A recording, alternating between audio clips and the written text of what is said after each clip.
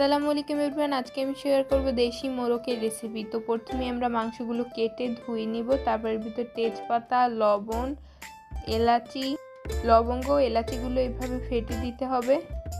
একটা দারচিনি দিয়ে দিব।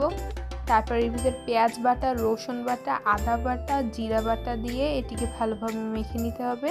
তার ভিতর 1 চামচ মরিচ, 1 চামচ হলুদ, 1 চামচ লবণ। আপনাদের পরিমাণ মতো দিবেন, যে যতটুকু ঝাল খান। তো এটা ভালোভাবে মিশিয়ে নিতে হবে। কিছু মেখে নিয়ে আমরা এটিকে 10 মিনিটের মতো রেখে দিব। রেখে দেওয়ার পর এটিকে মিডিয়াম আঁচে জাল দিতে হবে। আস্তে আস্তে এটিকে কষাতে হবে। 2-3 বার কষানো হয়ে গেলে তৈরি হয়ে যাবে আজকের দেশি মোরকের রেসিপি। এটি খেতে খুবই সুস্বাদু ছিল। তো বাসায় সবাই এটি ট্রাই করবেন। এর ভিতর আমাদের তৈরি হয়ে যাবে আজকের রেসিপি। তো লাস্টে আমরা ভাজা জিরার গুঁড়ি দিব, তাহলে আরও সুস্বাদু হবে। তো চ্যানেলটিকে সবাই সাবস্ক্রাইব করে দেবেন। আল্লাহ হাফেজ।